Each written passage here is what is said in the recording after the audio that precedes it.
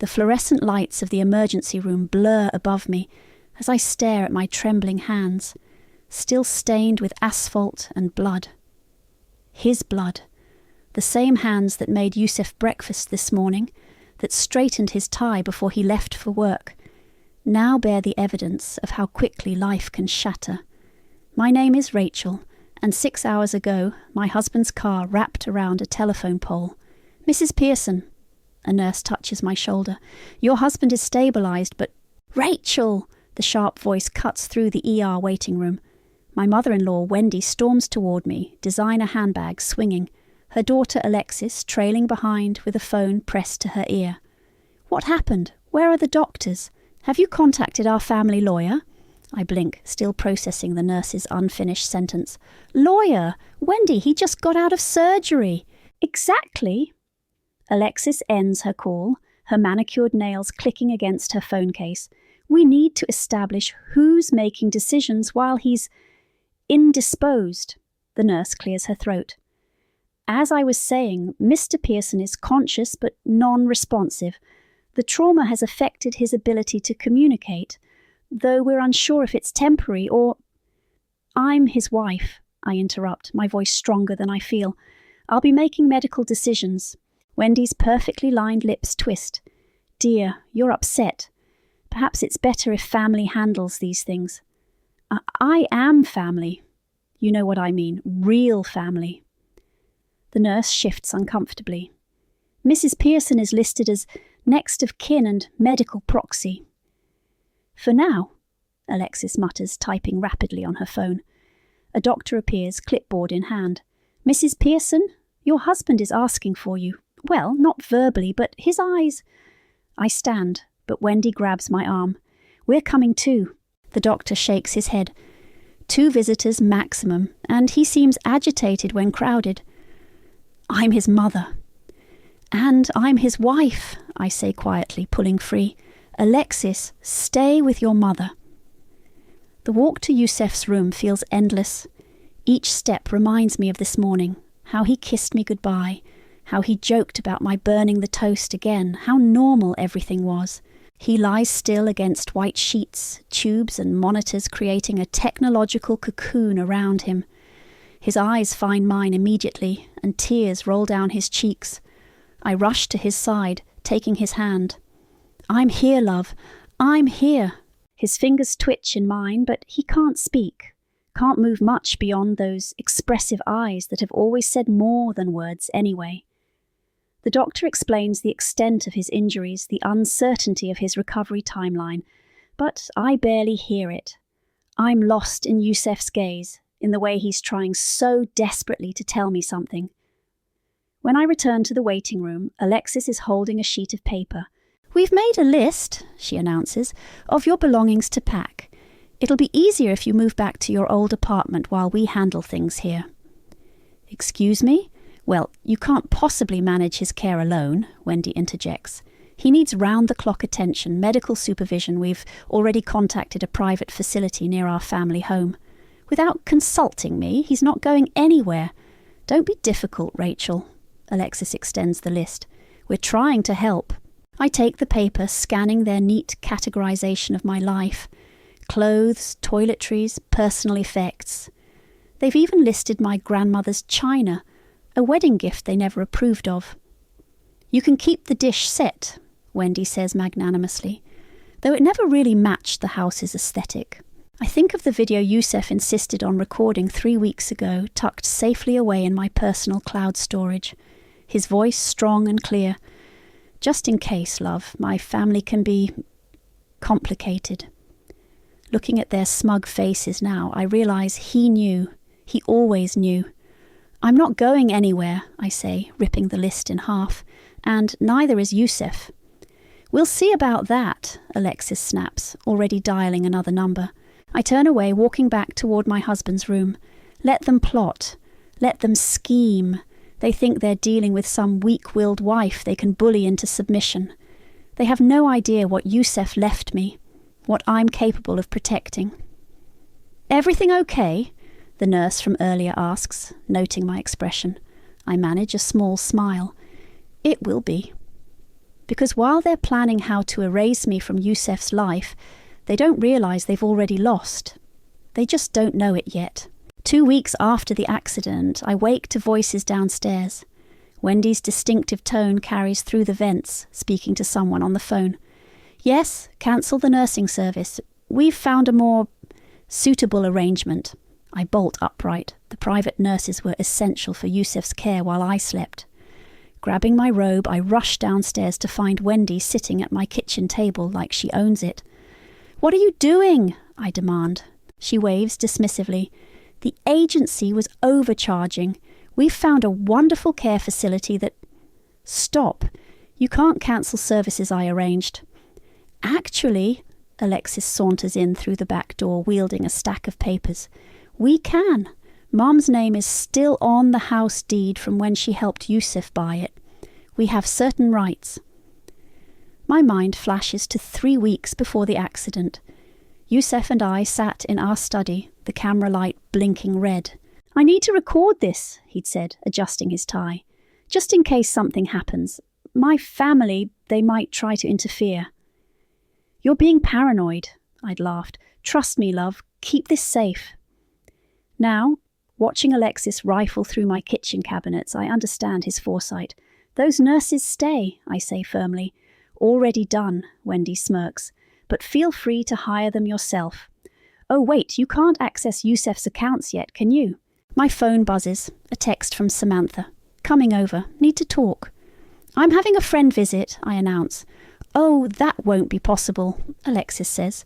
"The new care schedule is very strict. No visitors during therapy hours." "This is my house."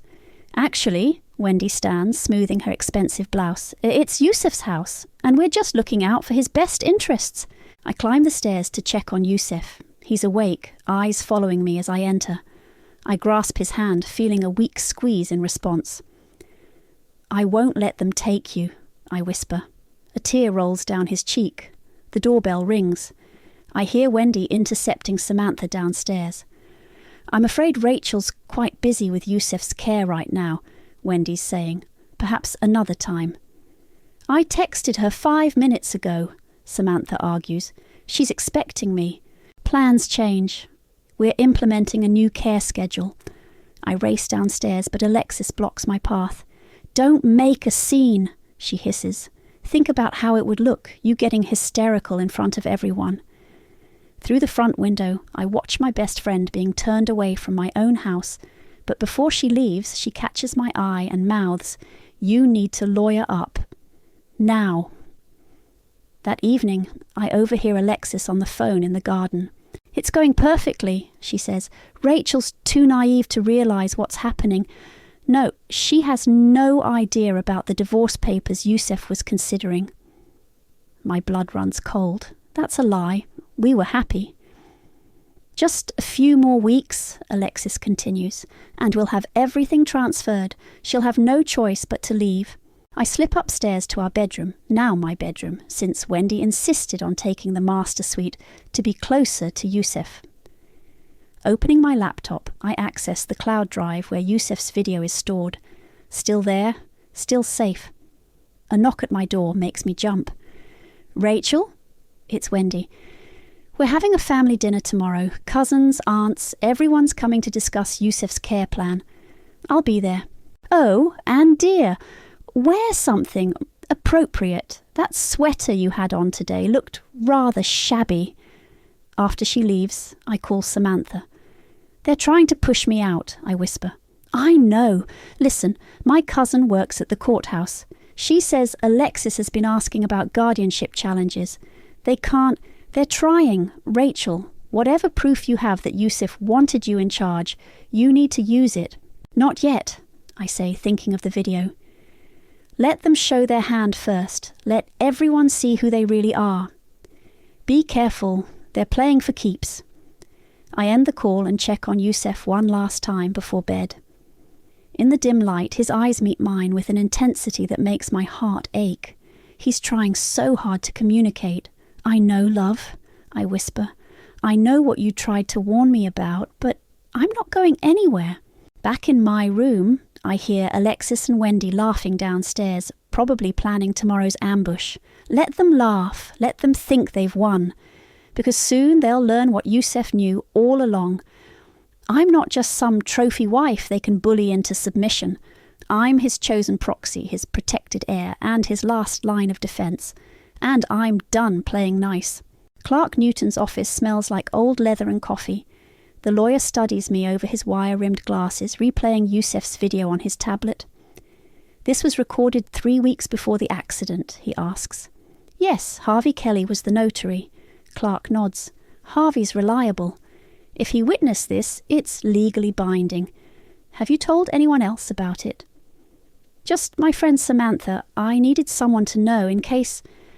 I trail off, not wanting to voice my darker fears. Smart. He makes a note. "Keep it that way. Let me verify everything with Harvey first. Meanwhile, document everything your in-laws do or say." As if on cue, my phone buzzes with a text from Alexis. "Where are you? Mother needs you to sign some insurance forms." "They're getting bolder," I tell Clark. "Yesterday I found Alexis in Yousef's home office going through his files. Did she take anything?" "I'm not sure, but I installed a small camera after she left." Clark's eyebrows rise. "Very smart. Keep gathering evidence, but be careful. People like this get dangerous when cornered." I leave his office with a renewed sense of purpose. At home, Wendy's waiting in the kitchen. "Where were you?" she demands. "Doctor's appointment." "You look fine to me." "It wasn't for me." Her eyes narrow. "You consulted another doctor about Yousef, without discussing it with family." "I am family," I say, for what feels like the 100th time. "Oh, please," she waves her hand dismissively. "A few years of marriage doesn't compare to a lifetime of blood ties." My phone rings. It's Harvey Kelly. "Not now," I say, silencing it. "Who's that?" Alexis appears in the doorway. "More secret appointments?" "Just a telemarketer." Later, in my room, I call Harvey back. "Rachel," he says warmly. "Clark reached out. I've got all the original documentation from that day. Video's ironclad." "Thank you, Harvey. Yousef trusted you. He knew what might happen. Said his sister had been asking odd questions about his will." A notification pops up on my laptop. Motion detected in Yousef's office. I open the security feed to see Alexis at his computer typing rapidly. "Harvey, I have to go. Keep everything safe." I creep downstairs and position myself outside the office door, phone recording. "It's done," Alexis says into her phone. "I've transferred the funds from his backup account. No, Rachel doesn't know about that one. Yes, Mother, I've covered our tracks." My hands shake with anger, but I keep recording. "Once we get the guardianship transferred," she continues, "we can move him to the facility. She's not his family. She was supposed to leave when we started pressuring her. I know, we'll be more aggressive."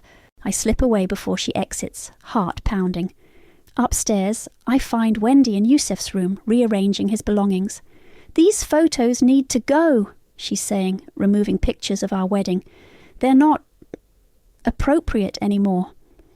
"Leave them," I say from the doorway. She jumps. "Rachel, I didn't hear you come up." "Clearly. I was just tidying up. This room needs a mother's touch." "It needs his wife's touch. Get out." Her face darkens. "You forget your place." "No, you forget yours. This is my home, my husband, my life. You're here because I allow it." She laughs, but I catch a flicker of uncertainty in her eyes. "We'll see about that."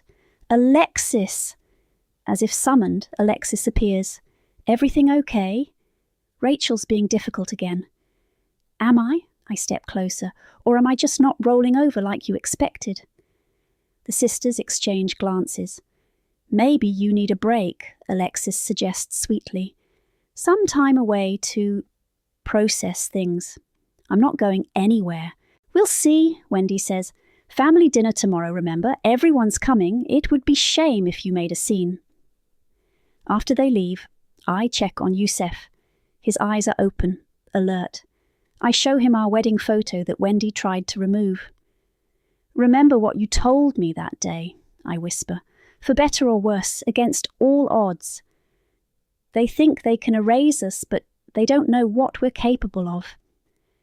His fingers twitch in mine, our secret signal for, I love you. I kiss his forehead and text Samantha, tomorrow's the dinner. Bring your phone, record everything. Her reply comes instantly. Ready when you are. Make them pay. I look at Yusef one last time before heading to my room. Tomorrow his family will gather, thinking they're coming to witness my humiliation. Instead, they'll see exactly who's been lying to whom. Let them bring their schemes and lies. I'm done playing defence. You need to see this, Alexis announces, barging into my room without knocking. She thrusts her phone in my face, displaying text messages, supposedly between her and Yusef. Yusef, I don't know if I can do this anymore. Rachel's changed. Alexis, what do you mean? Yusef, maybe marriage was a mistake. Need time to think. These are fake, I say immediately. They're from 2 weeks before the accident. Alexis pulls the phone back. We're filing them with our guardianship challenge. Mother's lawyer says they show Yusef's state of mind. Get out! Oh, and we need you to clear your things from the master bedroom. Mother's moving in there permanently. I stand my ground. That's my bedroom. Not anymore, she smirks. The movers are coming at noon. When she leaves, I call Clark. They're using doctored texts, I tell him, claiming Yusef wanted a divorce. Let them file it, he says calmly. The more they lie officially, the harder they'll fall. How's the dinner preparation going? They've invited everyone, aunts, uncles, cousins, anyone they think will support them. Perfect! Harvey and I will be ready. Just give the signal. At noon, 2 burly movers appear. Wendy supervises as they transfer my belongings to the small guest room. It's for the best, she says, watching them dump my clothes on the twin bed. Yusef needs his mother close by. Like he needed you when you missed his college graduation, I snap.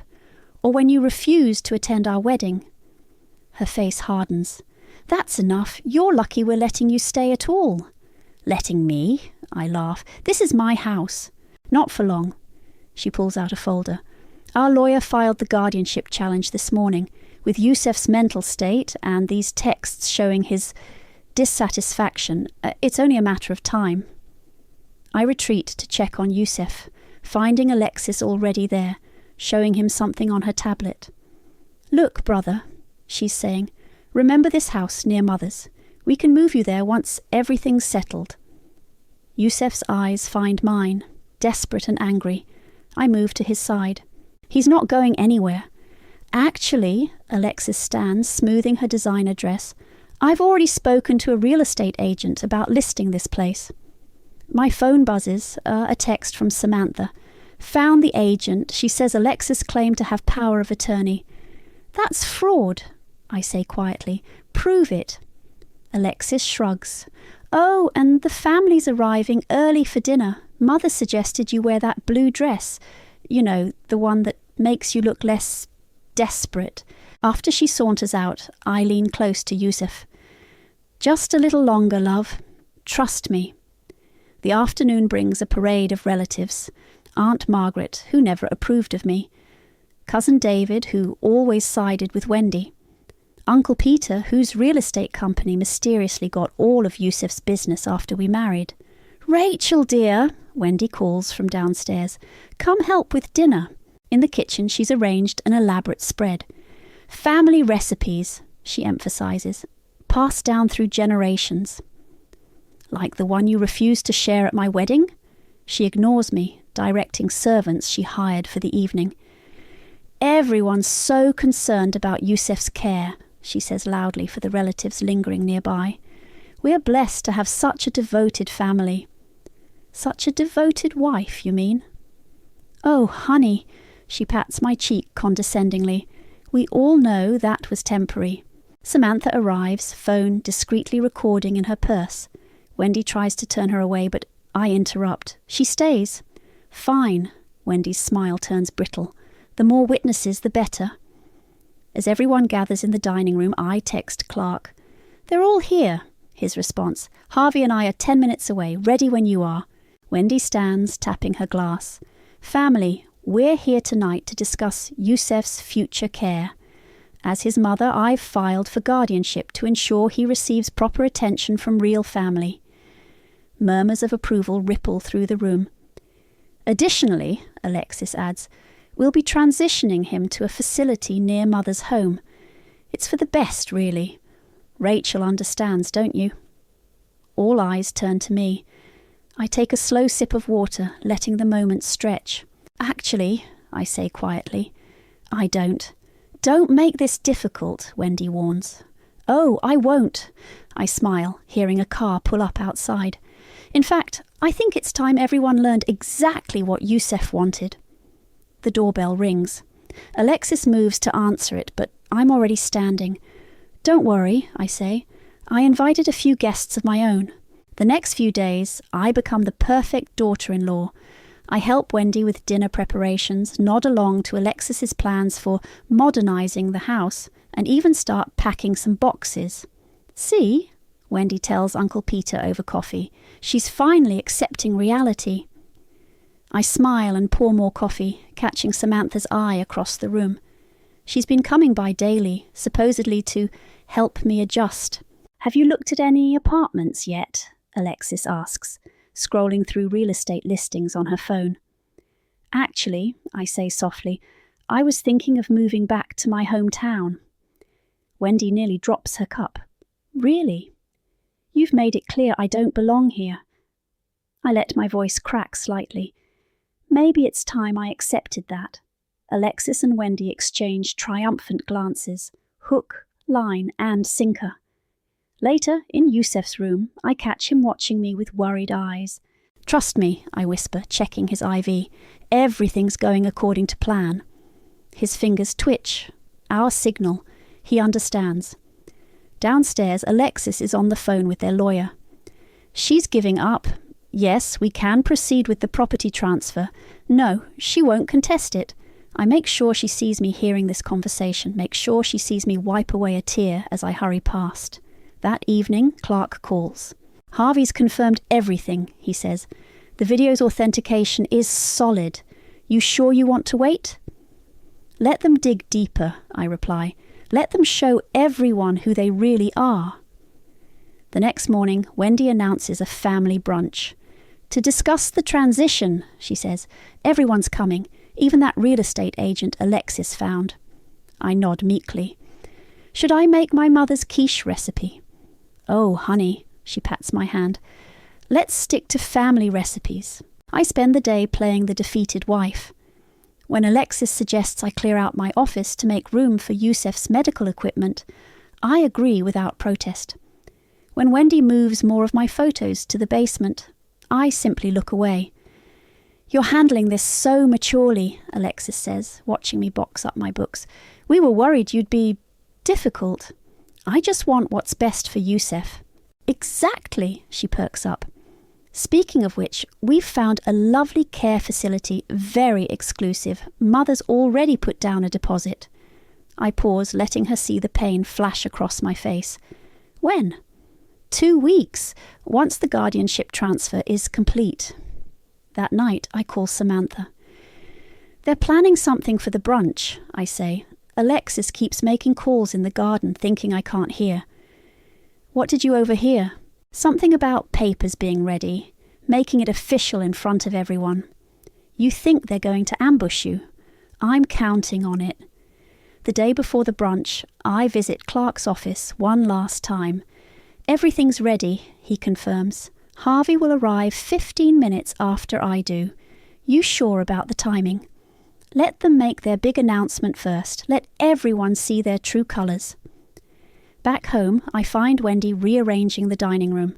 We'll need space for all the paperwork, she says, without looking at me. Alexis, dear, put Rachel at the far end. Actually, I say quietly, I'd like to sit next to Yusef. One last time. They share another victorious look. Of course, dear, Wendy soothes. We're not monsters. That evening, Alexis comes to my room. I know this is hard, she says, trying to sound sympathetic.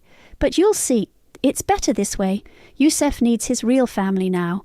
I look up from my packing, eyes wide and vulnerable. Could I say goodbye to everyone properly tomorrow before I go? You want to make a speech? Just to thank everyone for everything, she smiles indulgently. That's very gracious of you. Mother will appreciate the gesture. After she leaves, I text Clark. They took the bait. Everything's set for tomorrow.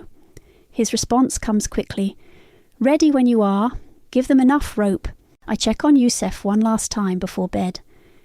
His eyes are alert, following my movements. Tomorrow, I whisper, squeezing his hand. Tomorrow they'll learn what family really means.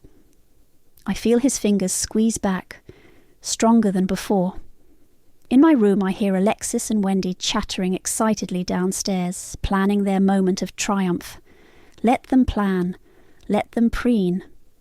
Tomorrow they'll learn that sometimes the prey they think they've cornered turns out to be the predator. And I'm done playing prey. The dining room fills with family members, their chatter mixing with the clink of expensive china. Wendy has outdone herself, fresh flowers, pristine tablecloth, and name cards written in perfect calligraphy. Mine is at the far end, as promised, next to Yusef's empty chair. Rachel, dear, Wendy calls out, help me bring in the appetizers. In the kitchen she hands me a serving tray. You look lovely today. That blue dress, it was a good choice. Thank you. I balance the tray carefully.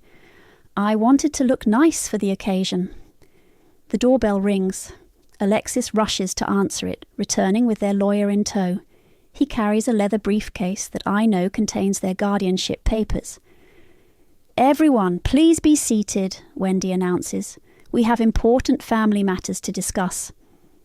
I take my place, noting Samantha discreetly positioning her phone on the table. The doorbell rings again. I'll get it, I say quickly. Clark Newton stands there, Harvey Kelly right behind him. Right on time, I whisper. Wendy's smile falters when she sees them. What are they doing here? I invited them, I return to my seat. Please, continue with your announcement. She recovers quickly, tapping her glass for attention. Family, we're gathered here because difficult decisions must be made. As Yusef's mother, his care and well-being are my primary concern. Alexis stands beside her, holding up some papers. We've prepared the necessary documents to transfer guardianship to Mother, ensuring Yusef receives proper family care. Additionally, their lawyer interjects, we have evidence suggesting the marriage was troubled. Murmurs ripple through the room. Aunt Margaret shakes her head sympathetically in my direction. Rachel, Wendy says, voice dripping with false kindness, would you like to say something before we proceed? I stand slowly, retrieving my tablet from my bag. Actually, I would. Make it quick, dear. We have papers to sign. Of course. I connect the tablet to the large TV mounted on the wall. I just thought everyone should hear from Yusef first. Alexis freezes. What? The screen flickers to life. Yusef appears healthy and strong, sitting in his office 3 weeks before the accident. If you're watching this, he begins, it means I can't speak for myself. But I need everyone to know my wishes. The room falls silent. Wendy's wine glass trembles in her hand. My wife, Rachel, is my only authorized medical and legal proxy. She alone has a power of attorney and guardianship rights. His voice grows harder. I do not trust my mother or sister with my care or assets. They have repeatedly tried to interfere in my marriage and my business decisions. Gasps fill the room. Uncle Peter drops his fork. Furthermore, Yusef continues, any attempts to challenge this decision should be viewed as direct violation of my explicit wishes. The video ends. Harvey steps forward. I witnessed and notarized this recording. It's legally binding. This is ridiculous, Wendy sputters. He was clearly coerced. Actually, Clark produces a folder. We have documentation spanning months showing Yusef's concerns about your interference, including evidence of recent unauthorized bank transfers. Alexis goes pale. That's private family business. Family business? I stand. Like spreading lies about our marriage, forging text messages, or maybe trying to sell my house without legal authority. Your house, Wendy shrieks. You're nothing, just some gold digger who... Mother, Aunt Margaret cuts in. Stop talking, now. The room erupts in chaos. Relatives who moments ago supported Wendy now back away, horrified. Uncle Peter studies his shoes. Cousin David mutters about needing air. You planned this, Alexis hisses. You manipulated everyone. No, Samantha speaks up, holding up her phone. I've recorded everything. The only manipulation came from you. Wendy stands abruptly, face contorted with rage. This isn't over. We'll fight this. With what evidence? Clark asks calmly. The forged texts, the illegal bank transfers. Should we discuss those in detail? Get out, I say quietly. All of you. Get out of my house. You can't. Wendy lunges forward, but her sister grabs her arm. Enough, Aunt Margaret snaps. You've done enough damage. As the family files out, many pause to apologize. Some cry. Others just look ashamed. I climb the stairs to Yusef's room, my hands finally stopping their trembling. He's awake, waiting. It's done, love, I whisper, kissing his forehead. They can't hurt us any more. His eyes shine with tears, but I see something else there too. Pride. Behind me, Samantha appears in the doorway. That was quite a show. No, I say, holding Yusef's hand. That was justice. The aftermath hits like a tsunami. Clark arrives the next morning with a stack of papers and a grim expression. The bank confirmed unauthorized transfers totaling nearly $200,000 from Yusef's accounts, he says, spreading documents across the kitchen table, all traced back to Alexis. We're pressing charges, already filed. The DA is particularly interested in the forged power of attorney documents she used. My phone buzzes. Aunt Margaret. Rachel, I'm so sorry, she says when I answer. We had no idea how far they'd gone. Wendy's not well. She's been ranting all night, threatening to come back. She's not welcome here. I know, we've taken her keys, but be careful, as if on cue, tires screech in the driveway. Alexis storms up to the front door, hammering on it with both fists. You think you've won, she screams through the glass. We'll destroy you. We'll... Step back, Clark calls out, phone recording. You're trespassing. This is family business. This is criminal behaviour, he corrects, and I'm adding harassment to the charges. She spins toward her car, then freezes. Police cruisers pull up, lights flashing. Miss Pearson, an officer approaches. We have a warrant for your arrest. I watch from the window as they read her rights. She's still screaming as they drive away. That's one down, Samantha says behind me. Wendy won't go quietly. No, Clark agrees, but we're ready. I head upstairs to check on Yusef. His new nurse, Maria, is adjusting his pillows. He's doing better today, she reports. Blood pressure's stabilizing. I take his hand, feeling the familiar squeeze. The police just arrested your sister. His eyes widen. She stole from you, love. Used forged documents. They found everything. A tear rolls down his cheek, but his grip tightens. Angry, not sad. The house phone rings. Wendy. You vindictive little witch, she snarls before I can speak. How dare you have my daughter arrested? Your daughter committed fraud. She was protecting family interests. She was stealing. And you helped. I'm coming over, she threatens. We'll settle this face to face. The police are still here, I lie smoothly. Come try it, she hangs up. Minutes later, Samantha's phone pings with a social media alert. Oh, God, she groans. Wendy's posted a rant about you. Says you manipulated Yusef into making that video, that you're holding him prisoner. Screenshot everything, Clark instructs. More evidence for the restraining order. The doorbell rings. It's Harvey with more documents. The bank's freezing all suspicious transfers, he reports. And I've got something else. Alexis tried to access Yusef's safe deposit box last week. The bank stopped her, but she threw a fit. Security footage. Add it to the pile. Suddenly tires squeal outside again. Wendy's voice carries across the lawn. "Rachel, face me, you coward." I open the door to find her staggering up the path, clutching a manila envelope. "I have proof," she shrieks. "Letters from Yusuf. He never loved you." "Those letters are fake, Wendy. You trapped him, used him. You're not family." "Step back," Clark warns, emerging behind me.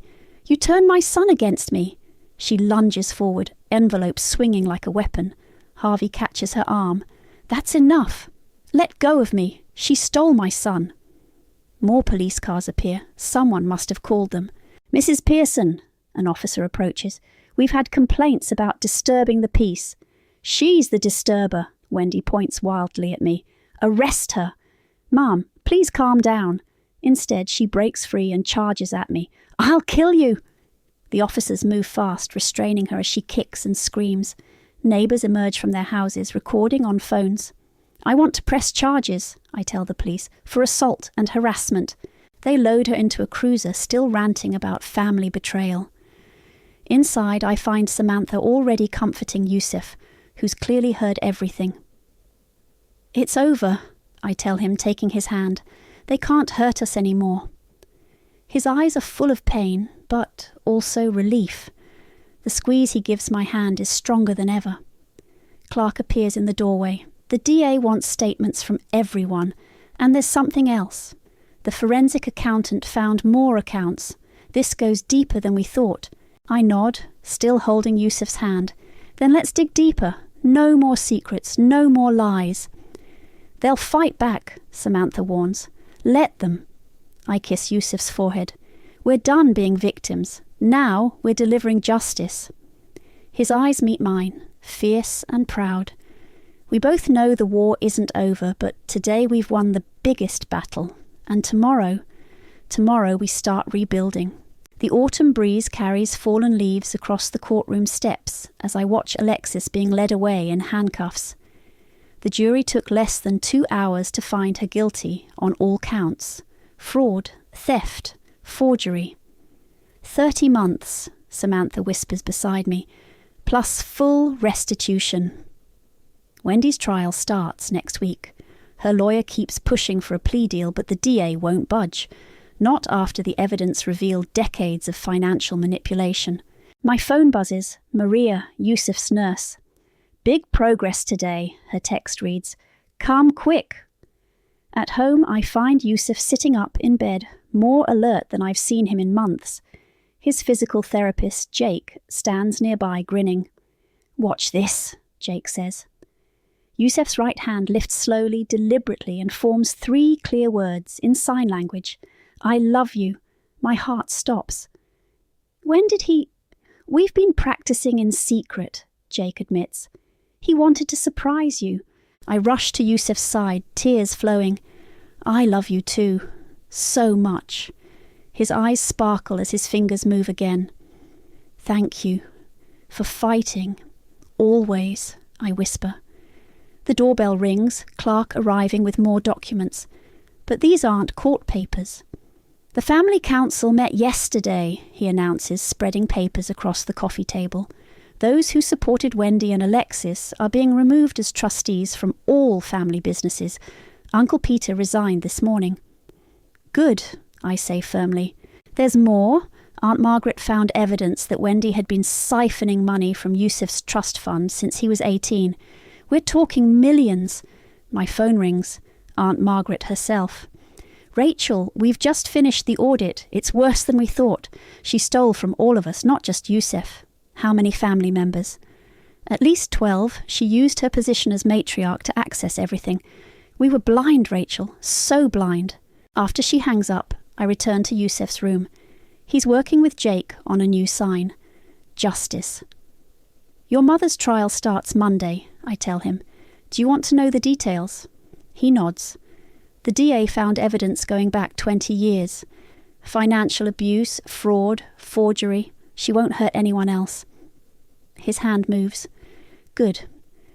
The next morning, Samantha arrives with coffee and news. "Wendy tried to flee last night. Police caught her at the airport with fake passports." "Of course she did. That's not all. Remember that care facility she wanted to send Yusef to? It's under investigation for elder abuse. She knew Rachel. She was going to send him somewhere dangerous just to control his money.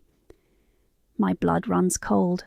Yusef squeezes my hand 3 times, our new signal for I'm okay.